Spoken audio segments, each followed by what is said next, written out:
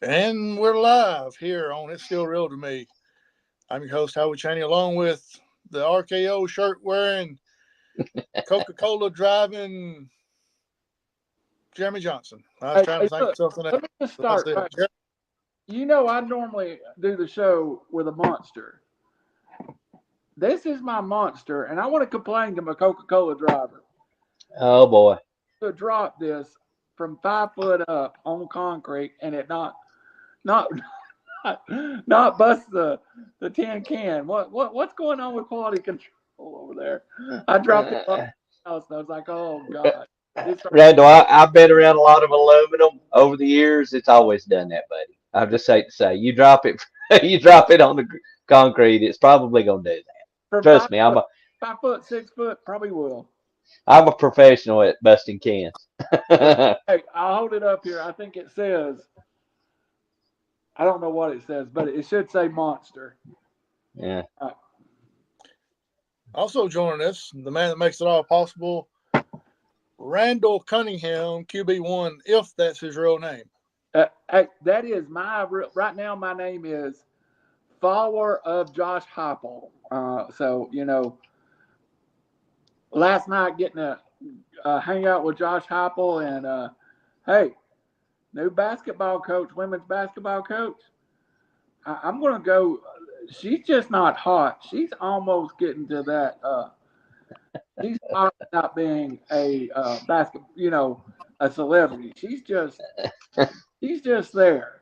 Well, more importantly, if you look at her record, I think she's a dang good coach. So we'll see. I agree with you. But I will tell you, I may have took a couple extra pictures of her than I did normal. Of course you did. Hey, Grandpa Joe Namath, calm down now. I didn't ask her. I didn't Susie Colbert or nothing, but everybody's asking me if she's hot, so I'll just go with this as reference to everybody. So the only thing I'll throw down is those are men's size 11 shoes, if there's anything. She's got some feet on her. Of course, she's about 6 foot tall. There you go. Takes a big foundation to hold her up, so there you go. Hey, well, it takes a big foundation to hold me up, but I'm just fat. Well, but how about telling us something we don't know, buddy? No comment. That officially proves I'm taller than a second place finisher in the Heisman race. Right there. I am taller than Coach Heupel. Also fatter. Another reference. All right, let's go ahead and get on into it real quick because we got a lot of stuff to cover tonight. News wise, I know we got a new Japan IWGP champion and Mr. John Moxley. And Randy, I know you've had comments you've been wanting to make ever since this happened, so the floor is yours. No, it's this, and I know Moxley takes bashing for bleeding, but hey, has anybody ever looked at Ric Flair's head or Dusty Rhodes' head? Yeah. Outside of Brock Lesnar and Kurt Angle, I cannot remember a strictly American wrestler holding that title. I know Kenny Omega held it. There've been people like that spent their time in Japan holding it. But the fact, when you're in the room with Brock Lesnar and Kurt Angle, that means a lot. And to me, still, it's the second biggest championship in the world. Now, obviously, the WWE Unified, the one Cody Rhodes holds, is the biggest championship. Probably the World Heavyweight Championship the WWE represents is the third. AEW may be fourth. But I still put New Japan right there in second spot. So the fact that John Moxley won that title, that means a lot. And we're not the biggest I'm not the biggest John Moxley fan. But what he does works better in Japan. So I just like to recognize him for all that effort to be the New Japan World Heavyweight Champion. And that is. Go ahead, Jeremy. I mean, look, y'all know how I feel about John Moxley. I think he's a clown. He's a brawler. He's not good at wrestling. I tell you what, really, I've ranted about it. What really done me in was a match a few months ago where he is noticeably calling the match in front of everybody and TV in the world. And that tells me all I need to know about John Moxley as a wrestler. However, I will not take away from the fact that he does hold that IWGP title. I do think some of that, or a lot of that, has to do with AEW's partnership with New Japan. As we all know, we see a lot of those New Japan stars now in AEW. So, yeah, I don't know. I'm not going to put him on. Maybe it works. To your point, Ric Flair bled every match or almost every match. I just don't think. I don't know. I'm not a Moxley fan. I think it's a joke that he holds the title. I think But in Japan better than he does in America, maybe. maybe so. Maybe he's he's a brawler, so that strong style it fits in. Maybe he'll stop calling the match for everybody to see. That would be nice. We got then we're going to have to blow up Stone Cold because that was the deafest man to ever wrestle. Yeah, that's true. So, if you're calling out people like that, don't forget about John Cena as well. I will say this: Stone Cold and John Cena probably have drew a little bit more than John Moxley has or ever will. So, just saying. But I agree. Anytime I see that, it makes me sick. But Moxley, the character, I don't like it. I think he's sloppy. I think I think he could tighten it up. Now, I'm not saying his Bob. Look, I will say this. I've heard comments talking about his physique and everything. He's got much better physique than he did when he was in WWE. He didn't impress me at all. He looks small. He actually doesn't look small in AEW. You know what I mean? He doesn't look small. Anyway, good job, John Moxley. where would you rate that title if you're going to rate it? I mean, 2 or 3. Well, if we're talking about all over the world, I would agree. I would somewhat agree with you.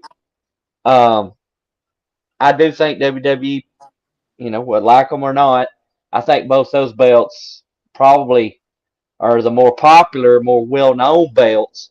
But that New Japan, that IWGP, does carry a lot of weight. So I would say it's in that top 3 for sure. I need to give the World Heavyweight Championship much lineage anymore because they started it about 27 times. Yeah. Kind of bothers me.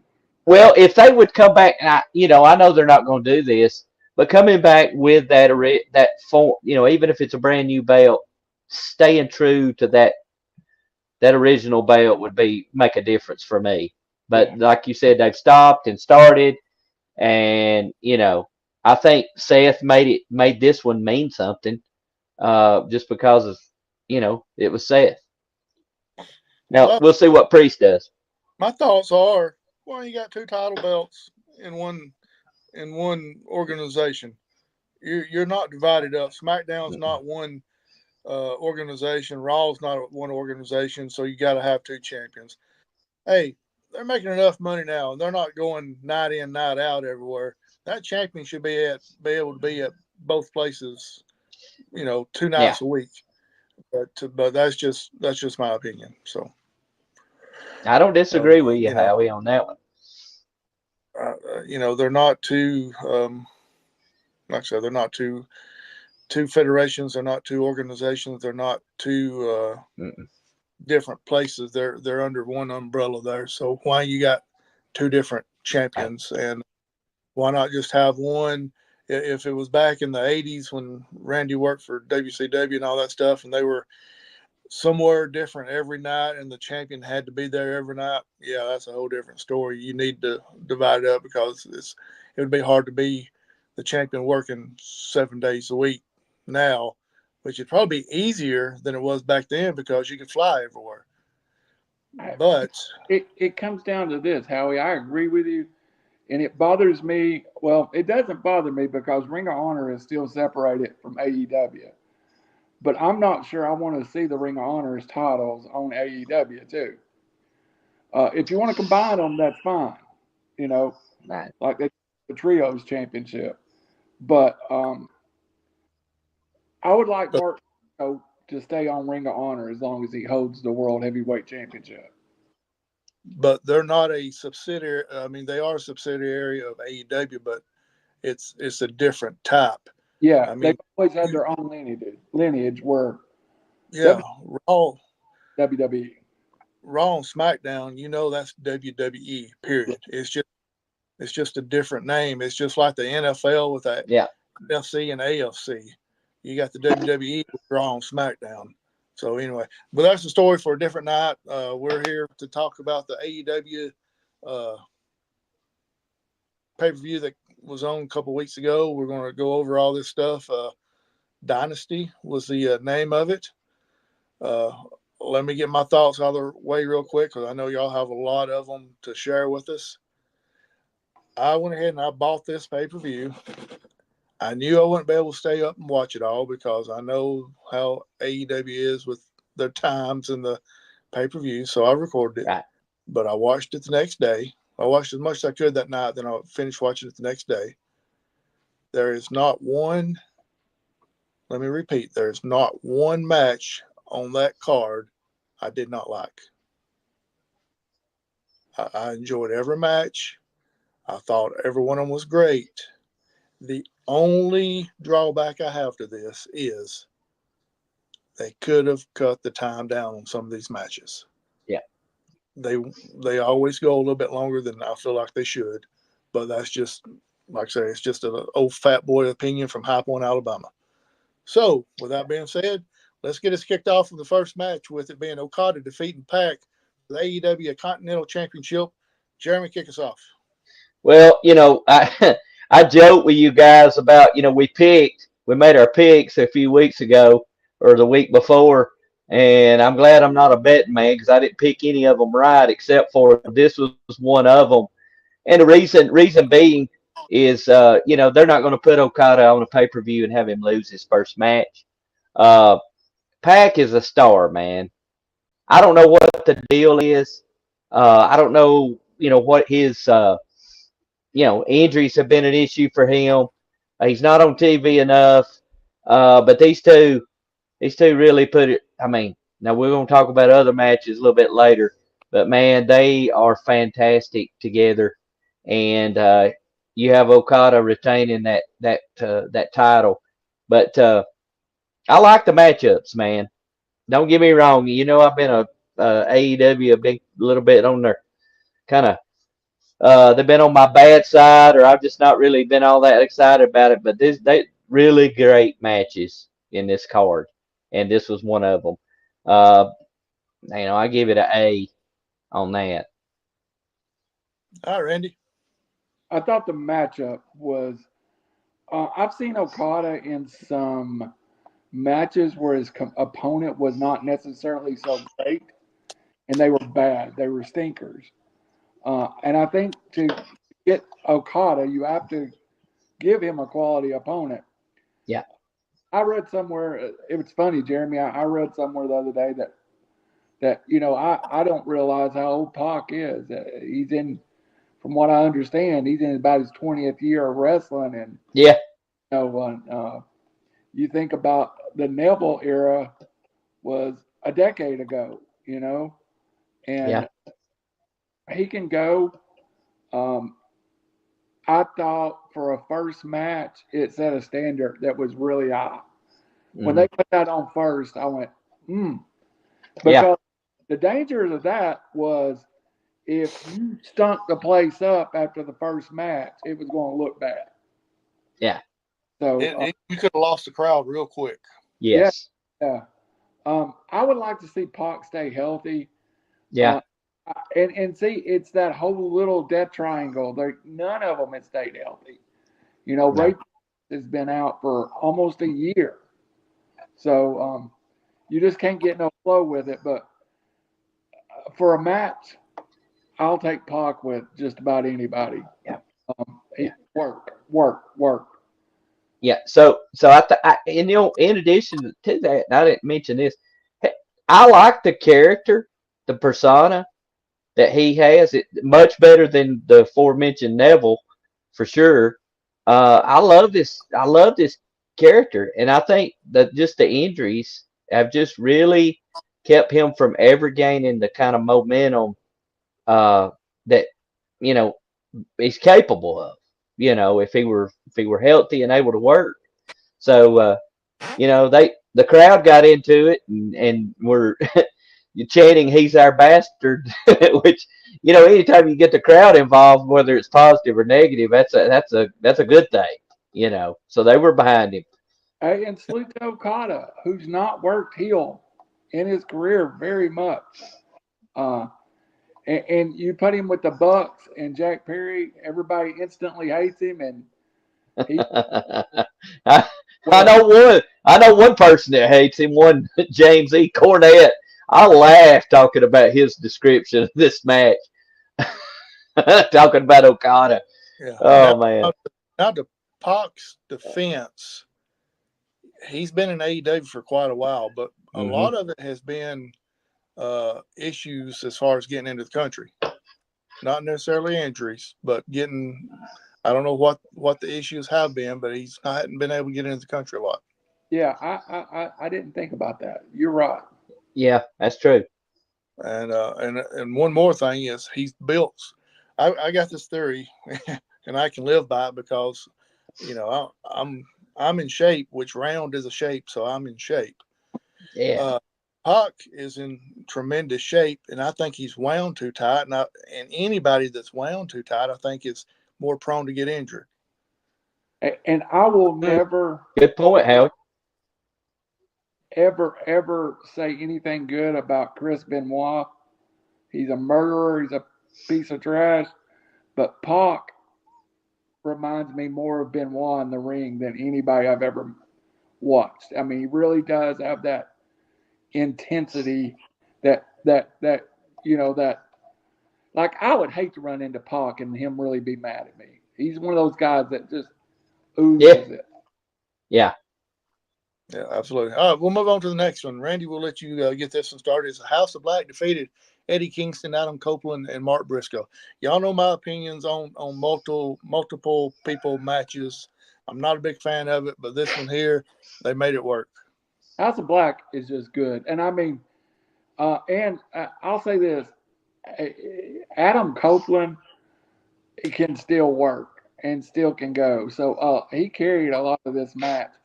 Mark Briscoe can still work and still go. Eddie Kingston can do Eddie Kingston. And if you like it, you like it. I'm not the biggest fan. This match could have been a stinker, but they put three guys that are pretty good workers on the other side. I keep waiting for the House of Black to break up and go back to WWE, and they just keep staying. Not the spoiler alert, but I thought last night Buddy Murphy had a great match with Adam Copeland. So the House of Black just constantly putting A+ performances out there.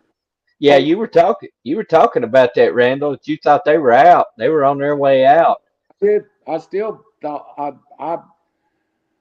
I guess I'm wrong, but it would make a lot of sense for them to be out. You got two of them married to women in the WWE, Mm-hmm.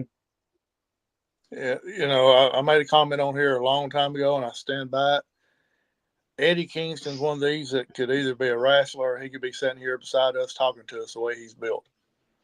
He's just he feels like an old country boy from Sand Mountain. He could fit in just perfectly with us. Yeah, he doesn't put a lot of work in on his physique or anything, that's for sure. But that's why he fits right in with us. I think he's in better shape than he was during his first TNA run. I'll give him that. Good deal. Jeremy, you got any comments on this match? I don't. I keep thinking back, when I see the House of Black, and I keep thinking back to Malachi Black when he was Aleister Black in NXT. He was on fire. He was on fire. Big signee for AEW. I think so. I think that was a big signee. But again, no hit, no momentum. They held those trios championship. These guys I like these guys. I like all three of them. And I think Malachi Black he's a super good. I like his character. Buddy Matthews, man, you talked about Pac. This guy looks like $1,000,000, man. He is jacked, and he's a really great wrestler. Keep waiting on him. I'm with Randall. These guys split up. I think they do well by themselves, to be honest with you. But it's a good match. Gets three really, really good veterans. And I'm with you. Edge has always been Edge. Adam Copeland has always been one of my favorites, and he can still go. And it's amazing to see that, considering, he was out for 7 years. I remember the night he retired. And wow, what a resurgence, and for him to finish this way. And I think he's just having a great time, to be honest with you. I don't think he cares about, titles, this, that, and the other. But I would like to see Edge and Malachi in a title match. Matter of fact, I think it'd be a great match. I think it's leading up to that. What does it say that 3 of these 6 were cut and allowed to just walk away from the WWE? Or is there that much talent that they can take free? I think superstars and let them walk. I don't think they do that today. I don't think that Malachi Black, Buddy Matthews, or Edge is allowed to walk out of WWE. Maybe Edge because Hunter said himself, he had things he wanted to do, and out of respect, we released him. Right, right. I think Matthews money cutting, and so was Aleister Black. It goes back to who used to be in charge of WWE.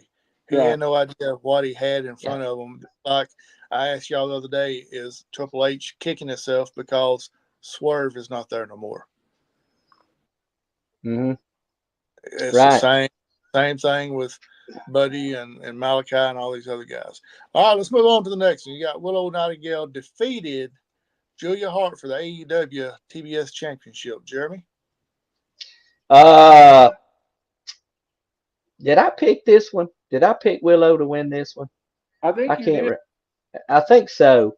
I think this is good timing for this TBS Championship for Willow. I think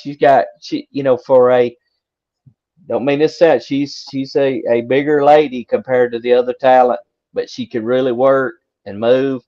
And actually, I love her personality, her charisma, and everything. And I think the fans gravitate toward that. Julia, she's gonna be a star at some point, a superstar.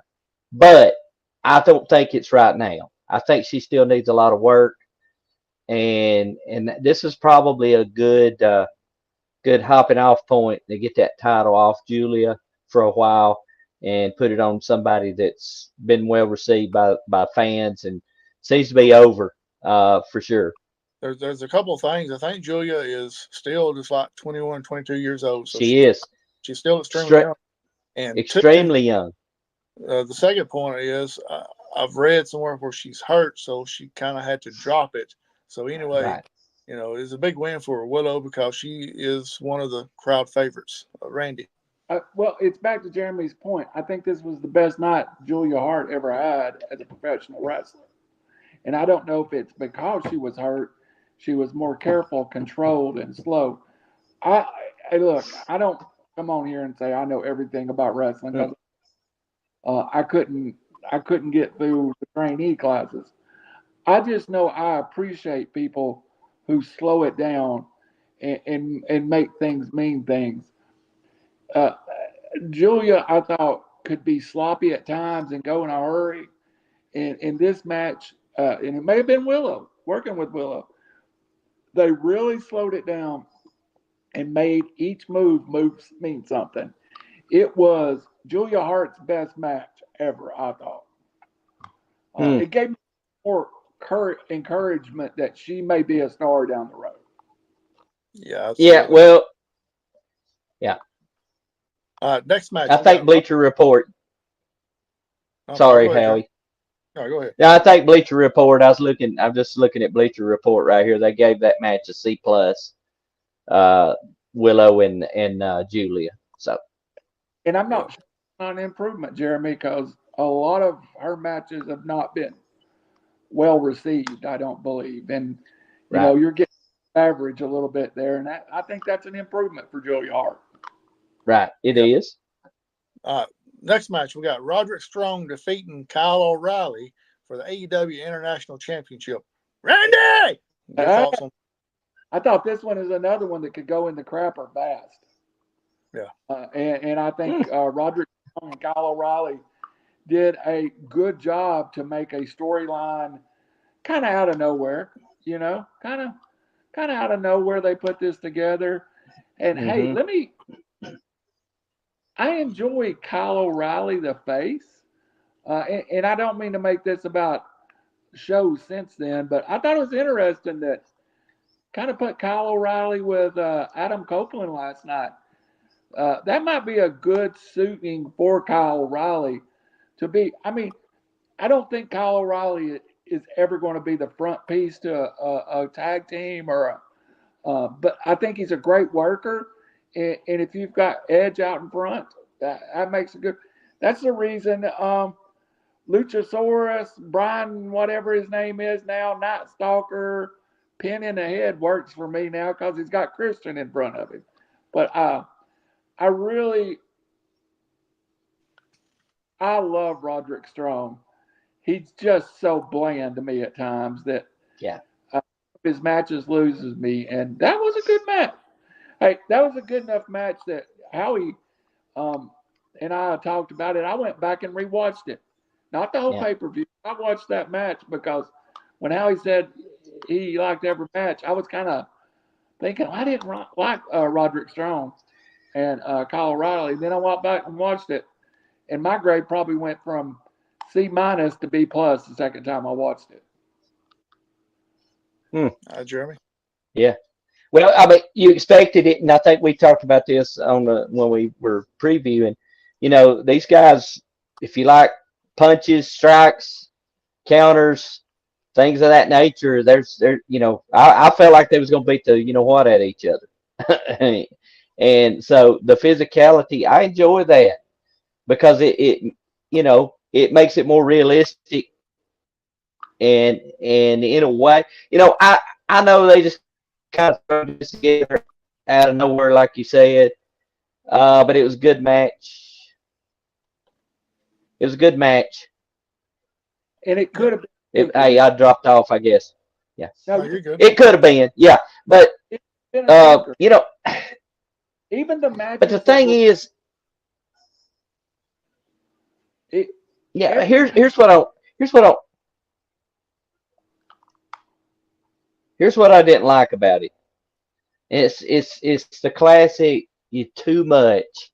I know they're trying to do something with Adam Cole, but did anybody really care that he gets out of the wheelchair after this?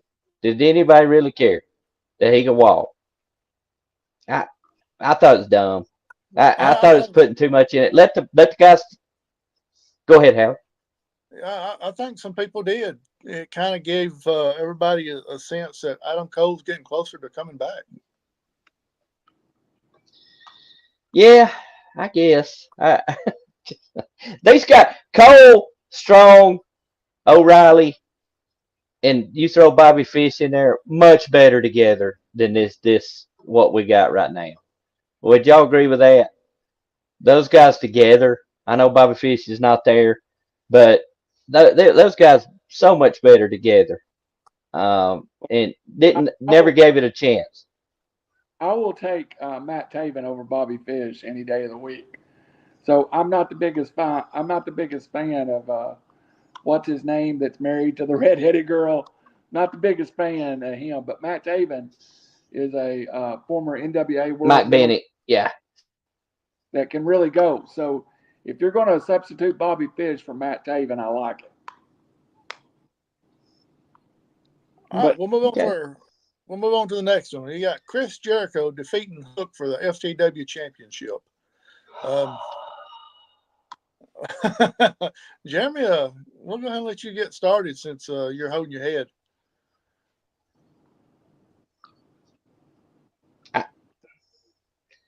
What purpose did this serve? None. I don't have anything to say. I think it's stupid. and the match. Listen, did y'all hear the chants during the match? Did y'all hear the fans chanting that Jericho need to retire or please retire? Look, great mind. He'll be one of the greats ever. This is another case of Jericho. He's not helping these guys.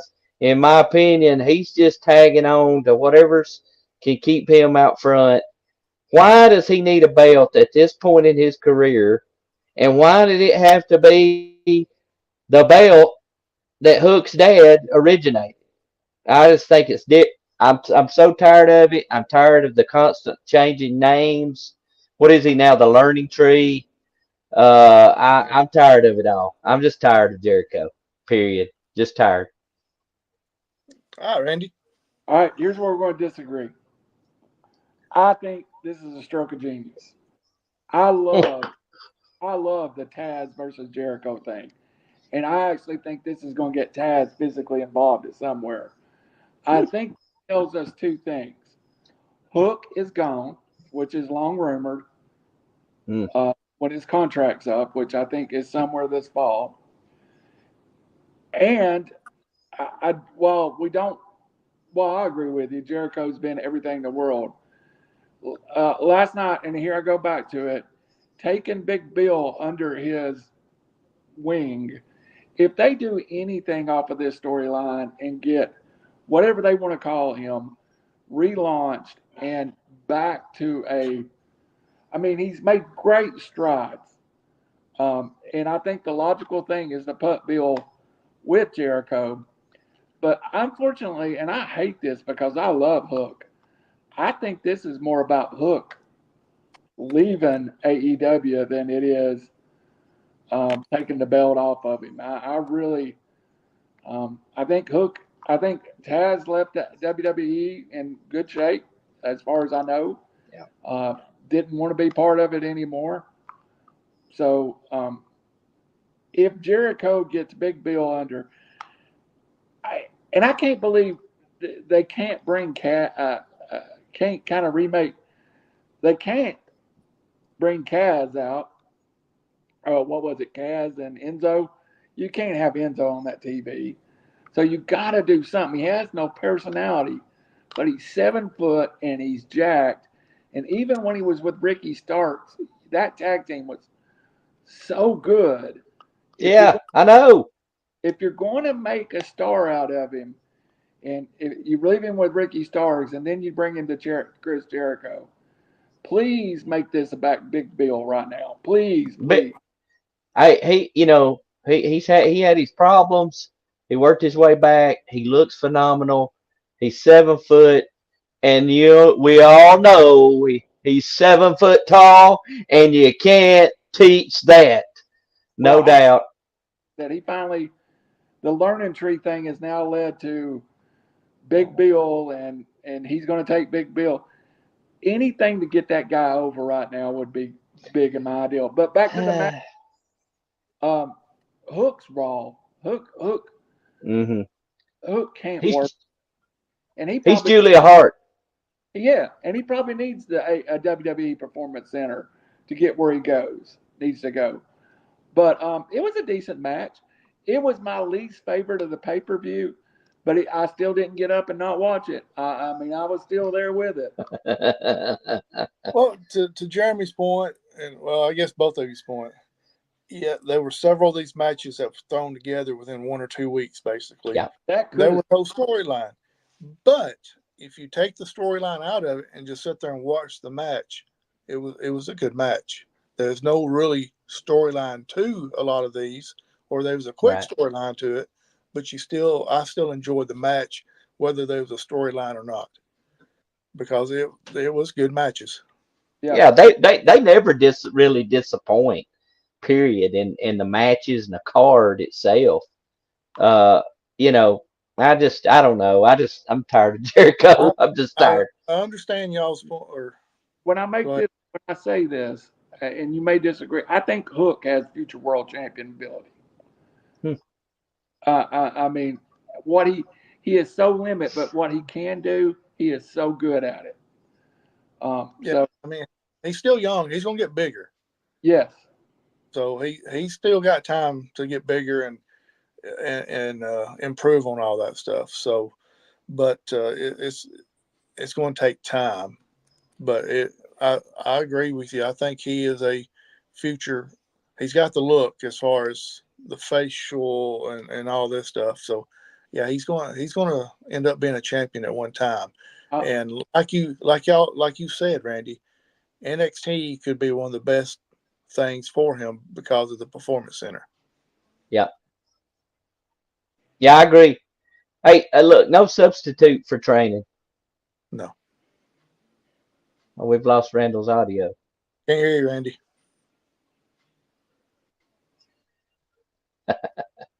Oh He's no, he's we've going lost him altogether. he's going to go out and he's going to come back in.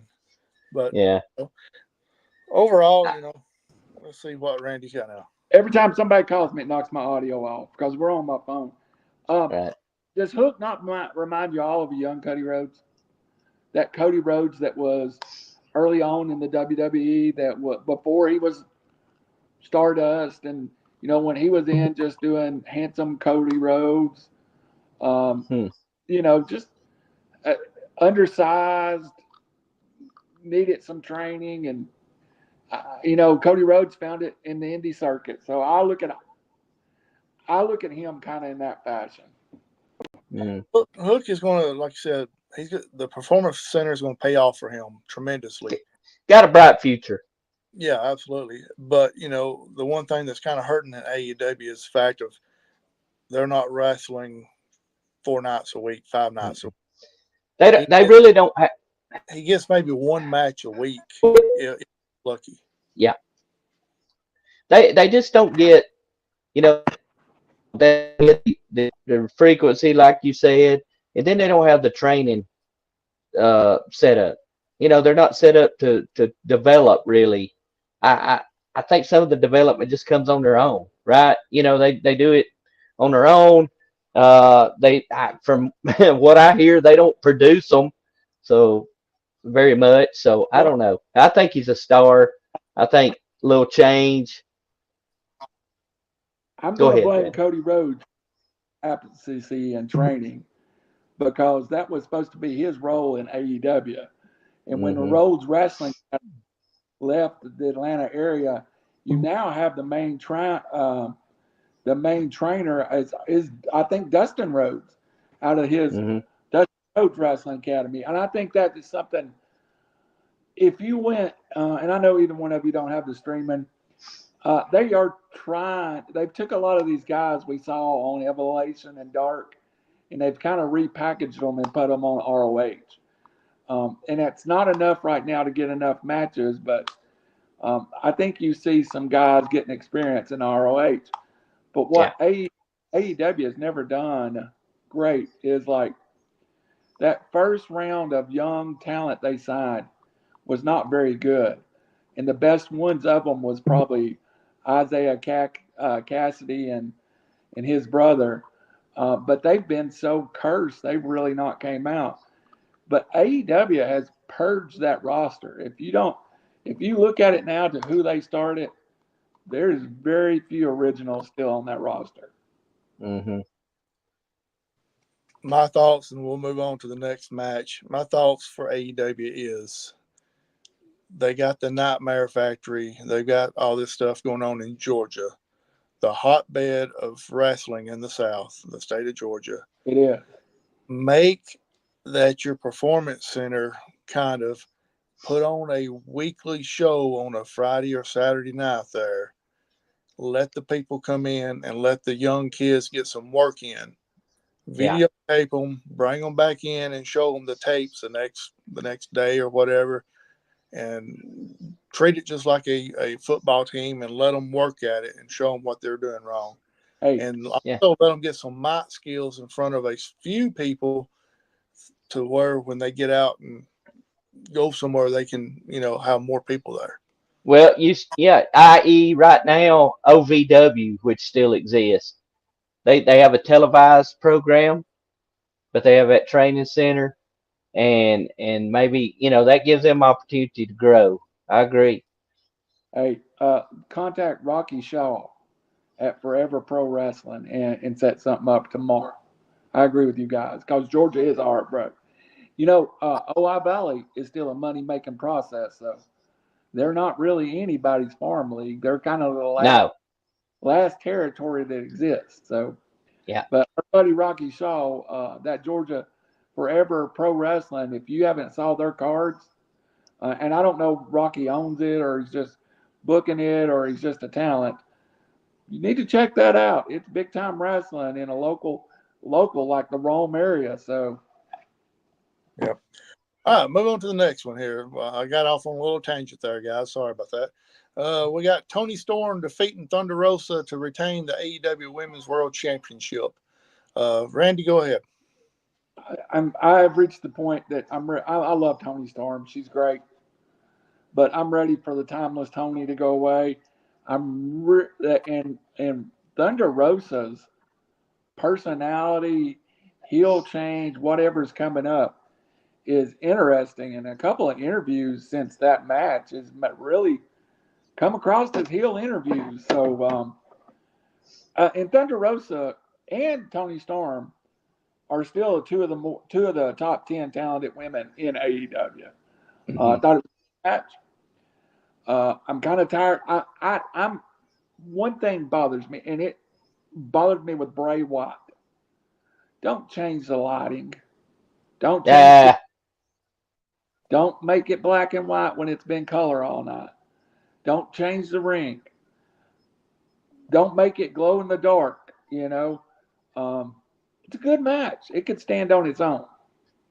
That's just your OCD coming out in you, Randy. No, it's me being 173 years old. Jeremy, your thoughts on this match?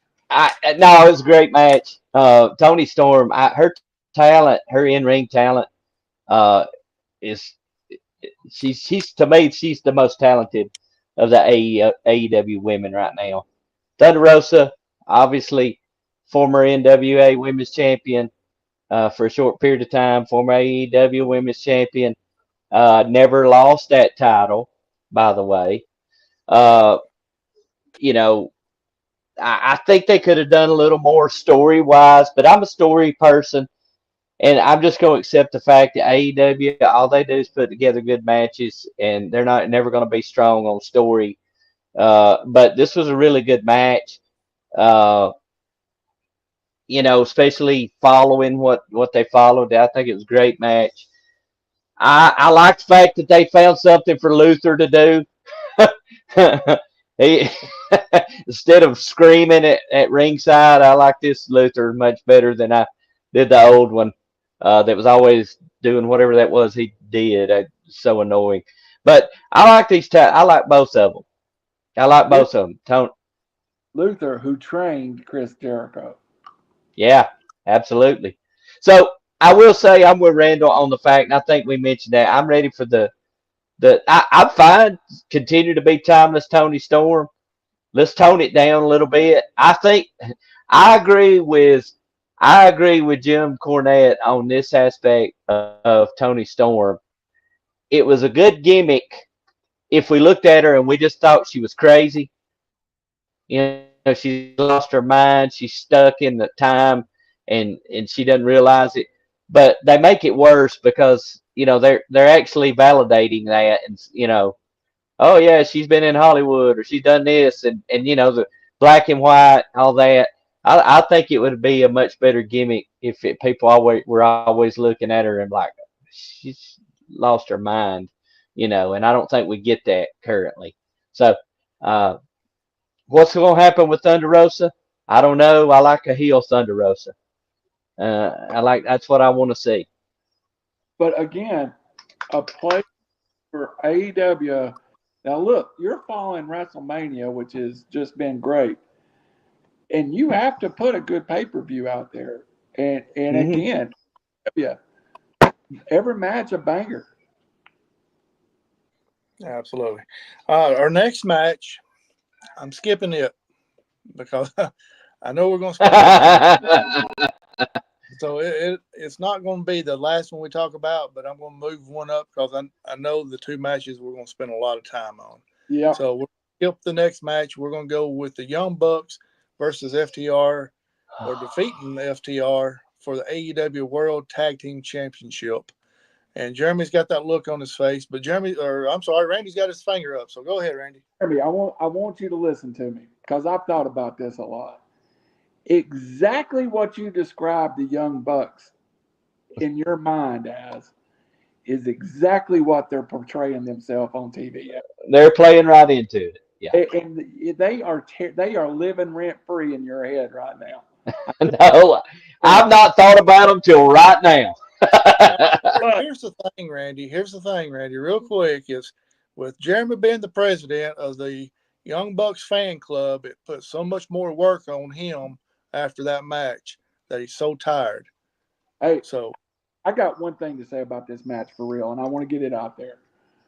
With what happened with Punk and Jungle Jack, whatever you want to call him, plus Jungle Jack being son of a famous celebrity, plus being in a stupid gimmick to start with, there was a chance this went home and never heard from him again. He don't wrestle because he needs the money. He wrestles because he loves it. If you got to finish that match with the Young Bucks over, there is no way better than the way they finished it. And I'm not the biggest Young Bucks fan. I know how Jeremy feels, but I'm impartial. I think they're better heels than they are fans. But I root for Jungle Jack. I root for Jack Perry because I think that's one guy that truly wants to be a pro wrestler. And when they jerked that mask off him in the corner, I legitimately popped because I never imagined it would be him. You didn't know?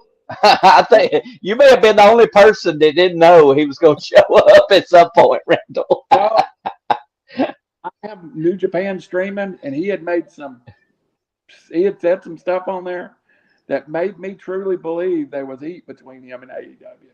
Yeah. And part of the gimmick. I was truly buying that he wanted out of AEW. I think I truly thought they were going to leave him in New Japan because he was succeeding over there and kind of rebuilding himself. I didn't think they'd bring him back this soon. But again, the Bucks beat FTR on a fluke. And FTR is as strong as they are yesterday. And again, I root for Jungle. I root for Jack Perry. I want him not to be a wrestling joke.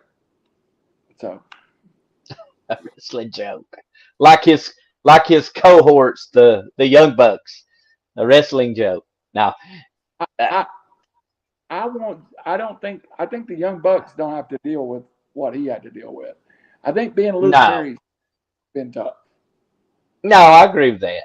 Now, look, the first I saw of him after the incident and everything with the beard and got the rough look. He looks like he's growing up a little bit, and becoming more, more of a man, I guess. And he looked like a kid when he first started. Probably had no business on TV, period.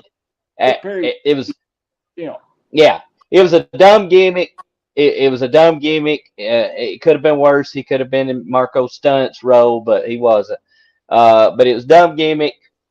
I think being with Christian really helped him. I think that little feud with Christian really helped him a lot, but he still was carrying that dumb gimmick. I think this is it. Hey, look, we can throw rocks at people and stuff, but stuff happens. People gonna make mistakes. We've all had relationships, whatever the case may be, where they just didn't, they didn't pan out. And we learned from them. So hopefully he's learned some stuff from that front face lock that CM Punk put him in. And, I look forward to see what they do with him. I do. Number one, they didn't need a ladder match for this. However, I do think this opened up for, basically a no DQ. And I think him showing up and it not being a clean defeat of the best tag team in the world, I can live with it. I still hate the Young Bucks. I always will. But I think they would have been better. The titles would have been better on FTR. But what do I know? Second best tag team in the world now. As long as R-Truth's in a tag team, they're going to be better. That's great. I love it. I love R-Truth. Well, 3-4 years ago, Randy, we were standing in Huntsville, Alabama, watching AEW, and we both said that, hey, Jungle Boy Jack Perry is going to be a future star, and we still hope that. I think he got sidetracked by listening to the wrong people. Yeah, but I agree. I think he's kind of learned now, and he's ready to take that next step. I was afraid he was headed down David Flair path, where he was just going to be a side note to wrestling. Look, if he fails, and you can say, oh, he's attached to the Bucks. Okay, he's attached to Okada too. That's the biggest endorsement you can get.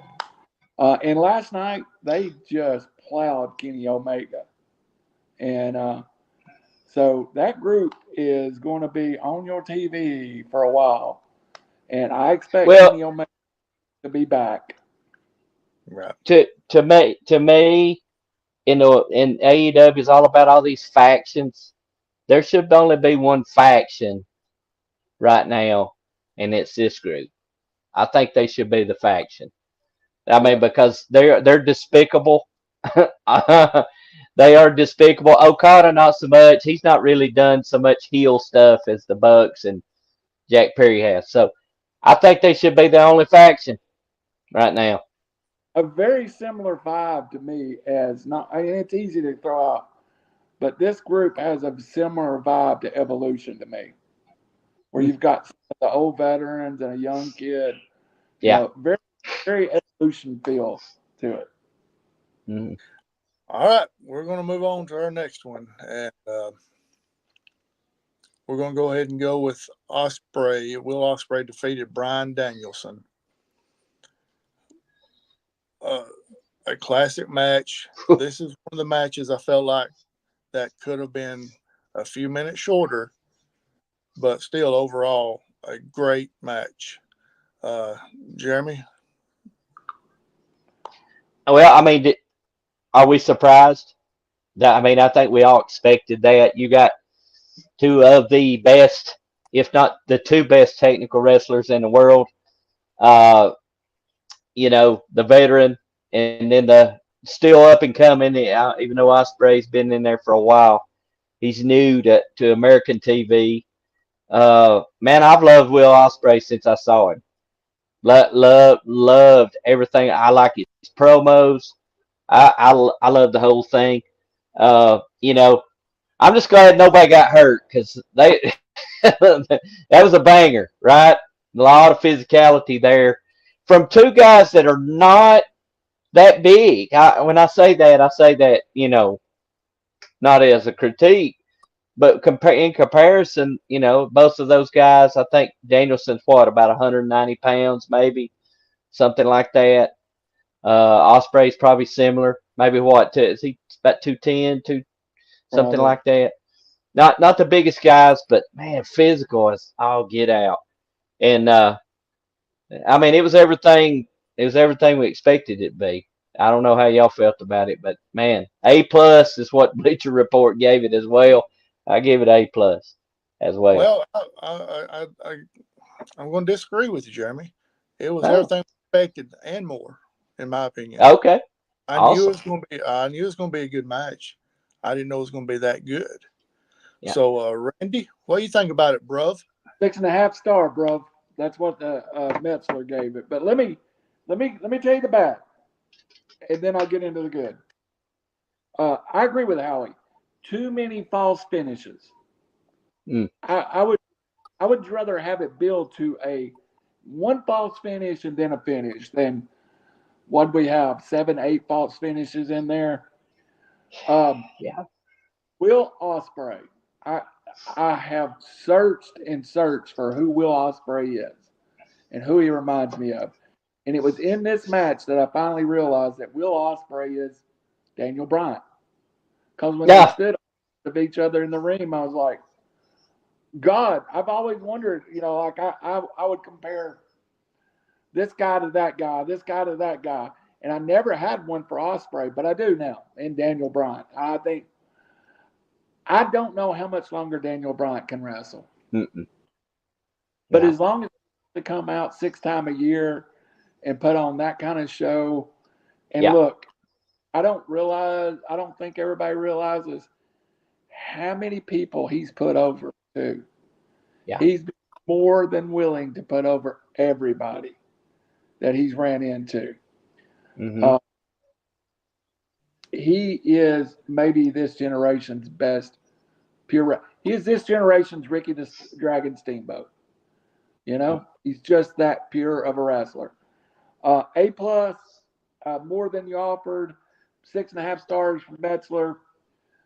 I could went and rebooked that. Maybe made a few less near falls, and I could gave it 7 stars. I mean, it was as much as I like what we're about to talk about. It stole the show in my mind. Hey, and the best match I might have seen. I love Cody beating Roman Reigns, but it's not the greatest match. I did think that the Usos versus Sami Zayn and Kevin Owens last year was a great match. And this might be the best match I've seen since WrestleMania last year. So, well, no doubt. No. So I have a question regarding this match, and again, story wise, Ospreay is a part of the. No Q&A today. No Q&A today, Jeremy. I'm sorry. Oh, no how long till Don Callis and his family turn on Ospreay? very soon. Yeah, absolutely. Especially with you haven't saw last night yet, have you? I have not. Don Cassidy's with Orange Cassidy last night. Ah. So when Ospreay and Danielson came out last night, when they came out for this event here, did it not have a championship big fight feel to it?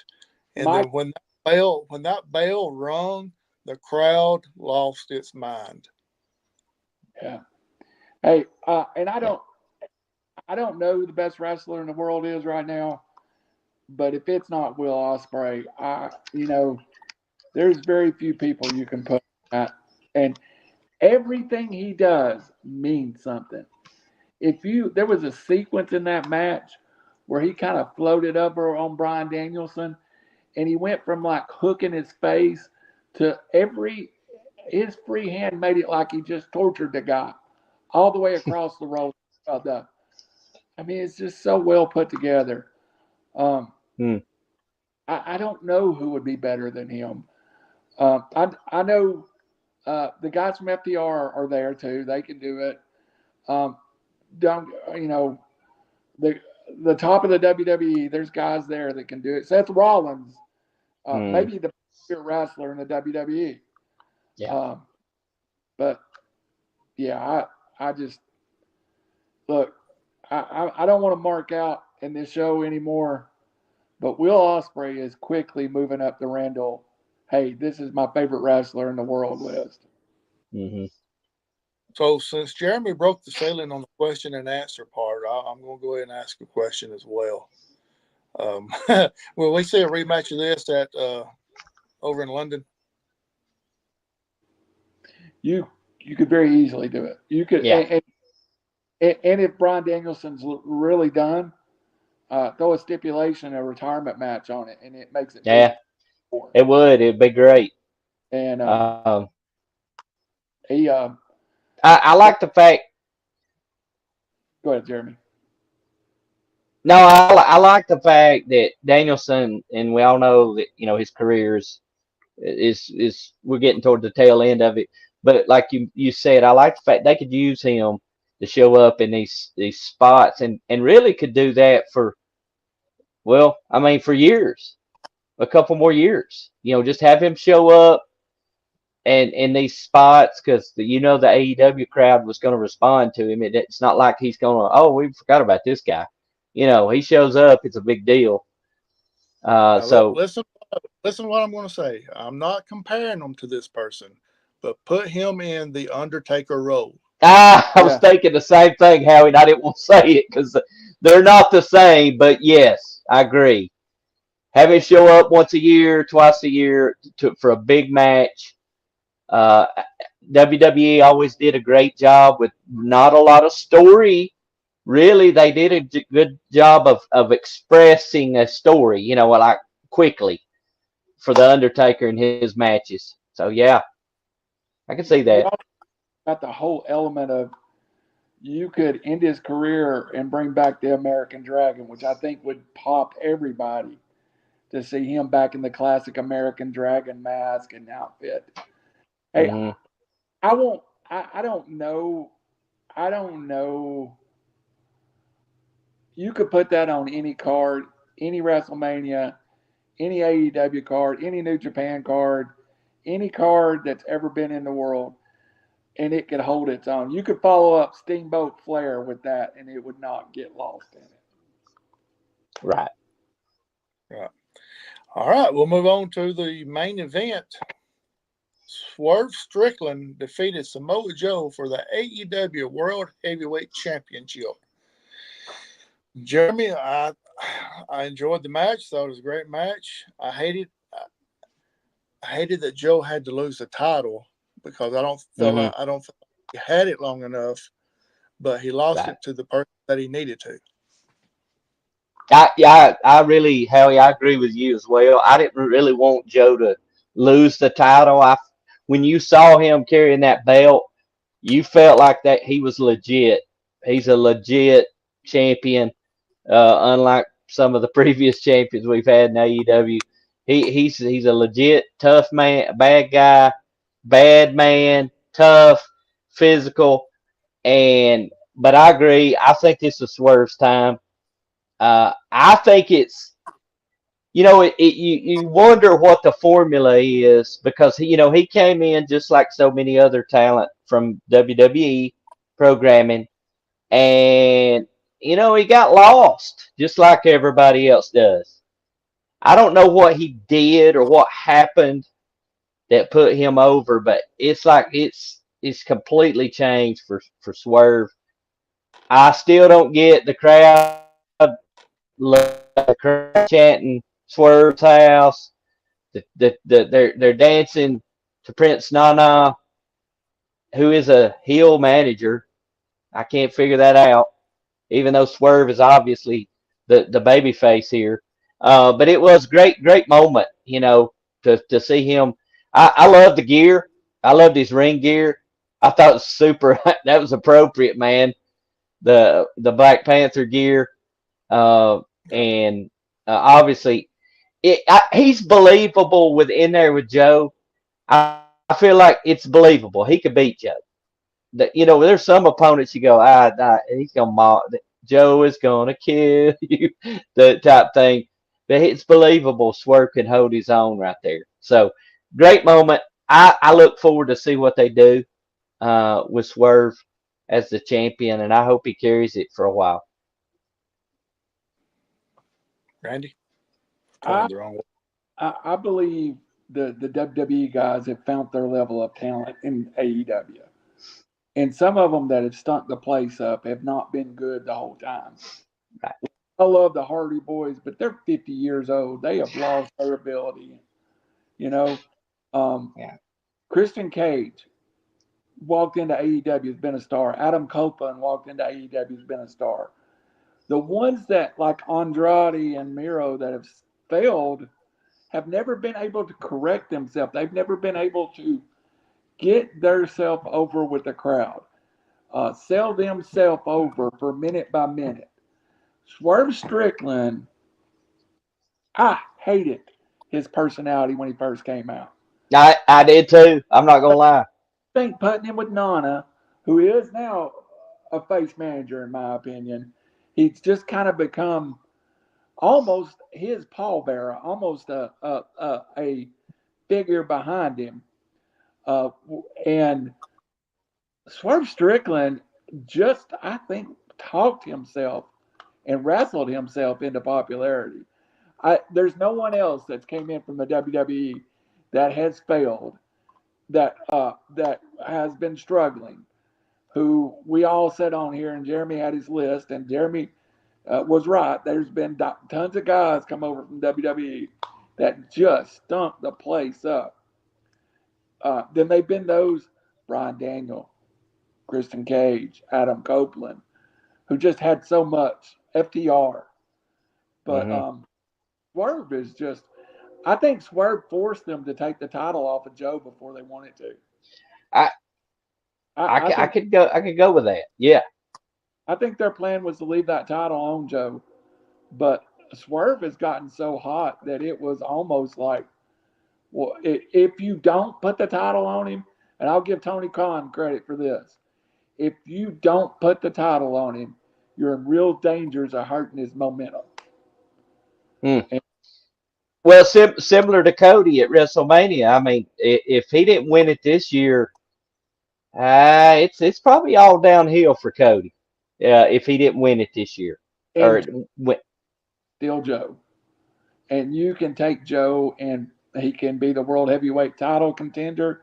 You can make him the TBS champion contender. I would love them to put Joe in a feud that was just, and I think Joe and Kurt Angle in TNA may have been my feud of all time.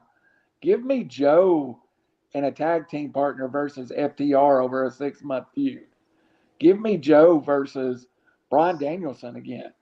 Give me Joe versus anybody. I don't think they hurt Joe, but I don't know that Joe pops the crowd as a world champion. I think he's a better facer than he is champion. I think Swerve's a better champion now. They put, I thought it was a brilliant move. I think they got to feed Swerve some real high quality opponents. Yes.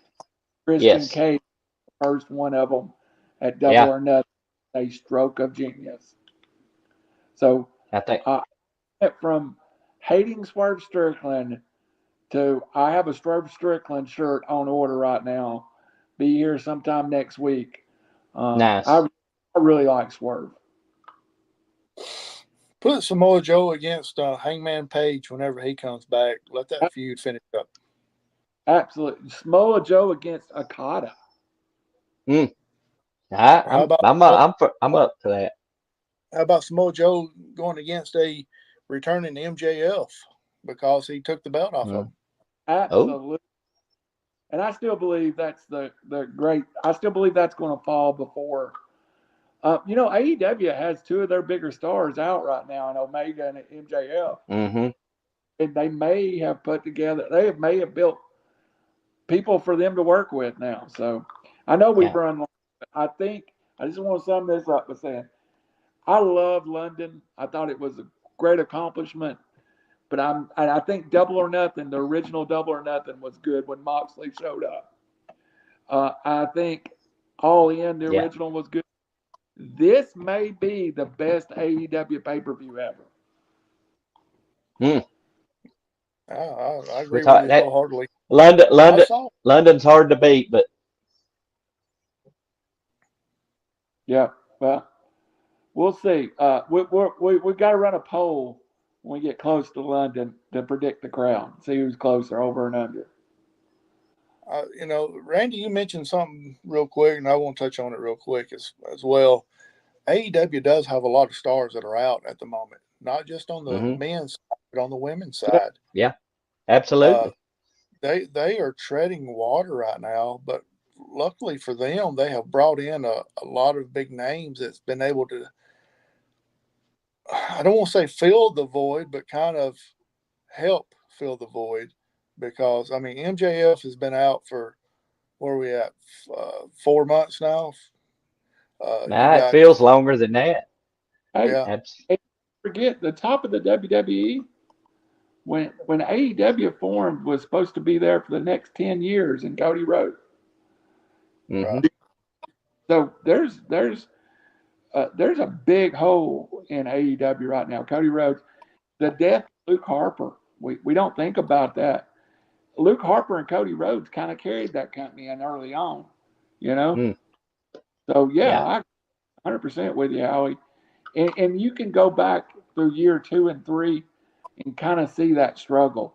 It got to the point where, and Jeremy said it on air, it was MJF and the boys, because that was pretty much what AEW had become. Yeah. A little better of an organization now. I hope, and I don't know what a future holds, I hope they pare down their TVing, and I hope they find a good quality network that will let them produce 2 hours, 3 hours maximum of TV. I agree. There's a lot of people that's out right now that you just kind of don't think about. And you're talking about Cody being gone. Well, Sting is not there no more. Yeah. Darby Allin is hurt he got hurt and he's going to be out for a while. You got MJF that's out. You got Hangman Adam Page that's out. On the women's side, you got Brett Baker that's out. Let's see. Jamie Hayter. Jamie Hayter's out. So, I mean, they got a lot of people that's out right now. And don't laugh, but they just busted. They just had to break up the whole Best Friends organization, which has been a huge part of AEW TV since day one. Right. And they're trying to make Trent Beretta a heel. They took Rocky Romero, tried to make him a heel now. I think we'll see Rebungi. And I know y'all don't know it, but Trent Beretta and Rocky Romero was the most successful tag team in New Japan history. I think we're going to see them back together again. Chris Statlander is kind of off in her own little world. And when you said the best wrestler and AEW female wrestler, I still think Statlander's right there with any of them. But they're having a hard time. She's coming off ACL, and they've had a hard time getting her back into it. I think that I miss, and he has the ability to pop the crowd, is Adam Page. He can pop a crowd with the best of them. Yeah. All right, we're going a little bit long. Let's hurry up and get off here real quick. Final thoughts on the Dynasty pay-per-view. Jeremy, give us your overall grade. I mean, it's got to be. With the matches, it's got to be an A. It absolutely has to be an A. So, they always put on a good show. I've never watched an AEW pay-per-view that I was disappointed with. So they got to give it an A. Randy, we got to go back and try to remember which one it was that we saw, and we both texted each other and talked about how bad it was and make sure. No, I didn't watch that one. I will say I didn't watch that one.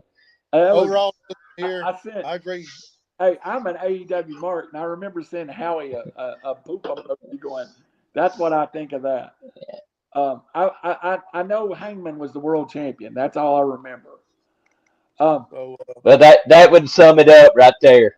I thought my grade on this one is an A+, best pay-per-view AEW has ever had. Randy, let me tell you what makes me happy. This is a best pay-per-view wrestling I've seen back to back between both companies. Yeah. I talk bad about AEW, or WWE, because I had personal issues with Vince McMahon. And in the circle I run for years, I believe the truth about Vince McMahon's coming out. But Triple H has put they don't. If they touch Triple H, I'll be back off not watching WWE, because he has put. They're smart. They won't do that. Um, and Tony Khan put together in the middle of his cycle a very good pay-per-view. Me as a wrestling fan, I am just excited to have this quality of wrestling. And if you haven't started watching the ROH streaming, I have, and it's not the greatest, but TNA good. So we have ROH, TNA, WWE, AEW, MLW, all producing NWA, all producing hourly shows. If you can't find some wrestling you like out there, you just ain't looking. You ain't Yeah. looking. This may be, since the territory days, the most wrestling we've had out there. Oh, it's great. I mean, you can find something always. Last note, I cannot wait for Jacob Fatu to show up. No, not the last note. The last note, you ain't gave a grade for it yet. Oh, A+ with extra credit. 105 out of 100. I can't give it 105. 100. There's some things I would have changed. I think they've got to address the length. I hate false finishes. I'm not the biggest. Don't give me. And I understand why they do. Fans pop for it, but I don't need more than 4 false finishes, 3 false finishes. I agree with Jeremy. The length is too long. If they're going to last 4 or 5 hours, do it on Saturday night. If you're on a Sunday night, cut it down to 3 hours or start it a couple hours earlier. One or the other. Yeah, right. I agree. So I agree. Next week we are going to talk about the afterthoughts of the WWE pay-per-view this weekend. Okay. I would take Backlash France, I think is the technical name for it. So we'll talk about that. They're expecting a couple of title changes coming up. AJ Styles, new world champion. Hey, listen. This is the first WWE pay-per-view that I have watched every episode of Raw and SmackDown since WrestleMania. So if you have a chance to be over, don't put no stinker on there because I'll quit you again. Yeah, they've had great programming, and I mean, it's made me want to watch again. I'm all about this, and I think AJ is a great opponent for Cody. Yep. The Battle of Georgia, man. Marietta and Gainesville. The only thing that I've saw on SmackDown and Raw lately that I have not liked, I thought that draft was a joke, but that's just my thoughts, because anybody that watches the NFL draft, they don't see Commissioner Roger Goodell come out there with 4 straight picks in a row, because what teams know who's going to get what? Yeah. Hey, look. That's just my thoughts. I get all the drama I need with the Michael Penix pick. I don't need none in my wrestling. Okay, with that being said, good night, everybody. See you next week. So for the man that makes it all possible, Mr. Randy Cunningham, Jeremy Johnson over here doing the freeze dance because his internet's freezing up a little bit. I know. It's terrible. I'm Howie Chaney. Join us next week on It's Still Real to Me, when you're going to hear Jeremy Johnson say, I've got to get better internet. good night and God bless.